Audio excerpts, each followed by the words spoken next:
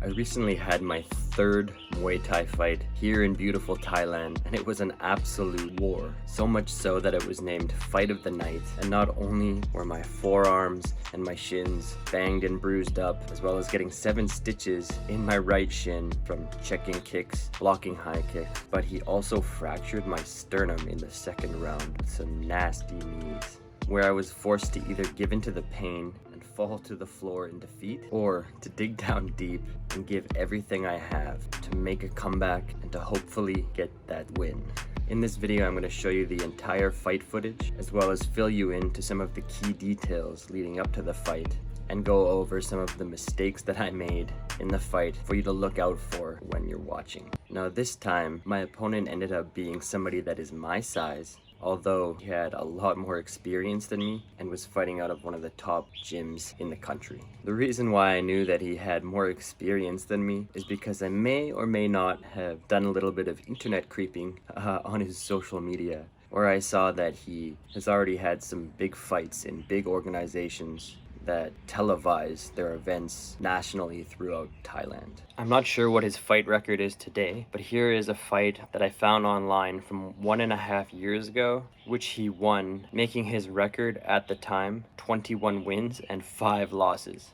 And right here is a clip from one of his big knockdowns during that fight, which I'm not gonna lie had me feeling pretty intimidated leading up to the fight. Speaking of fights in big promotions, the night of the fight itself, one of his training partners approached me and he was very polite and he asked me, "Oh, do you mind if you guys do no elbow strikes during this fight? Because my guy has a very big fight coming up next week in Max Muay Thai out in Pattaya, and he didn't want to risk getting any stitches in his face, which would result in having to cancel the bout." Now this kind of caught me by surprise. I wasn't really sure how to react, so I was just like, "Oh yeah, okay, no problem." Which in hindsight may not have been the greatest idea on my part, because elbows are quickly becoming one of my strongest weapons. When I told my trainer about the agreement after, he looked at me, he was like, "Why would you do that?" He's like, "You're really good at elbows." I was like, "I know." So yeah, there's a fun fact for you actually, and something I didn't know myself is that sometimes fighters, when fighting in small shows or in smaller stadiums, will make agreements like that, saying, "Let's not throw any elbows, just so nobody gets any bad cuts. That way they don't have to get stitches and have to wait longer for their next fight, so they don't miss out on more experience or more money." And sometimes, yeah, they'll save elbows for bigger paydays and bigger shows. Now I could be wrong, but the impression that I got was that I was supposed to be an easy fight for this guy, a tune-up match or a warm-up for him before his big show next month. Just some guy that's, you know, little old me with only 2 fights, somebody that he could finish early or at least be an easy fight before his big match next month. Though I have to say, I think I did a pretty good job at proving them wrong during this fight, as you will hopefully agree when you watch the fight footage. Now, as far as the mistakes that I made in the fight for you guys to watch out for, the number one thing that I was letting him do far too much that ended up with me having my sternum fractured, by the way, is going to take like 2 months to heal, was having proper posture when you're close up in the clinch. I did a pretty good job in the first round going knee for knee with him while in the clinch, but in the second round he managed to break my posture and land some huge knees, one of which fractured my chest, and I think that was a big reason why he was able to continue to pull me down throughout the fight and land even more vicious knees to my chest. Was because I was already hurt and my body just automatically wanted to come down. He really just had to go like this, and it was easy peasy for him from there. Although I would say that round 2 was the only time I really felt like I was in danger and hurt really bad, but I managed to weather the storm pretty well and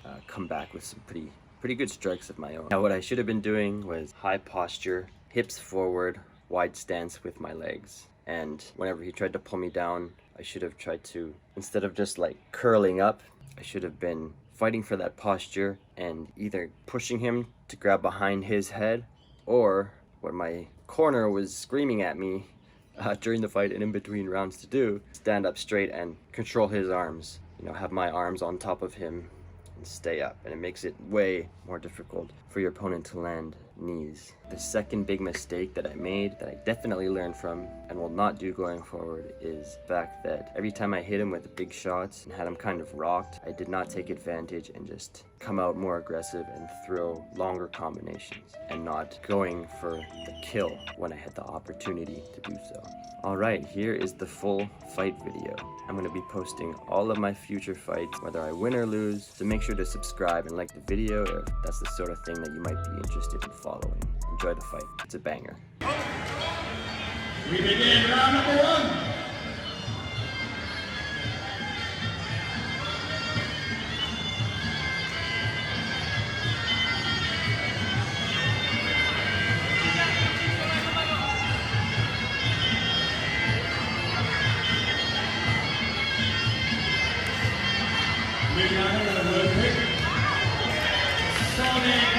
Punches by Red.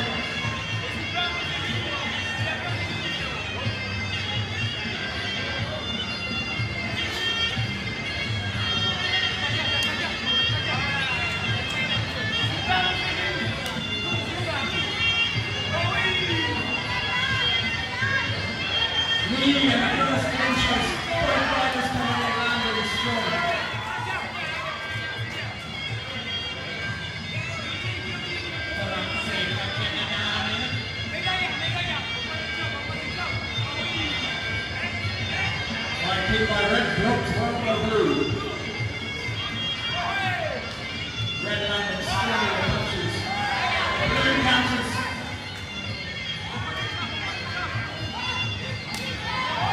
High kick there.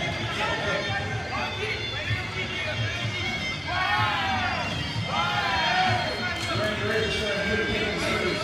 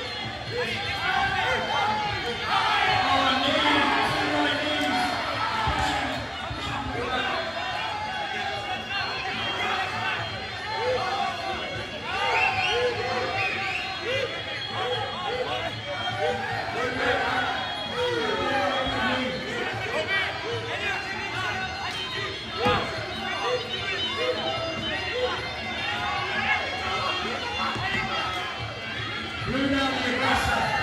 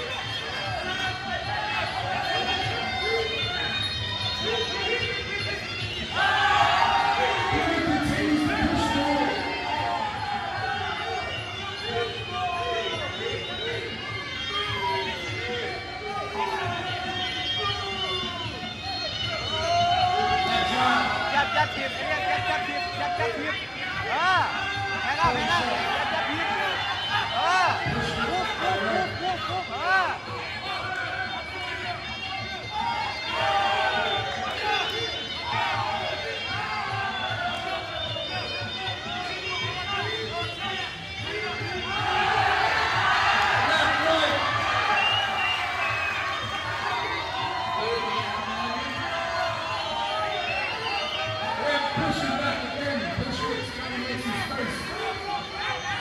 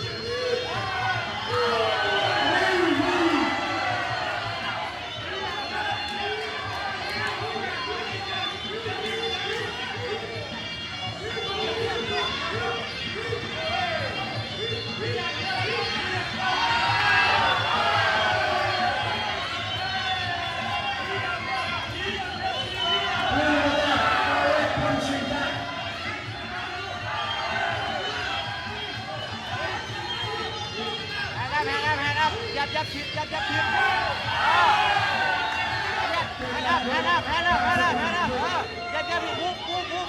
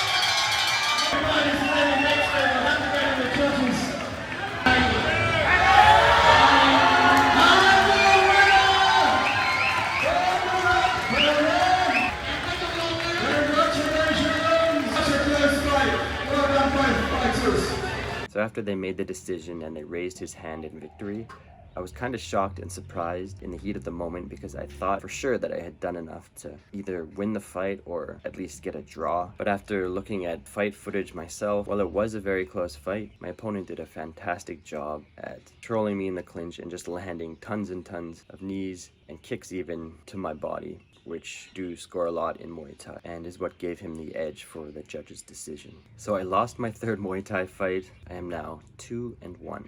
But honestly, I could not be happier. I've fallen in love with the sport of Muay Thai, and I am so grateful that I'm even able to be doing this here in Thailand. And I learned so much more than if I were to have had, another easy win. And for that reason, I know for a fact I'm gonna come back way stronger, and I'm gonna go back to the gym, work super hard, and come back stronger than ever. Cheers, guys.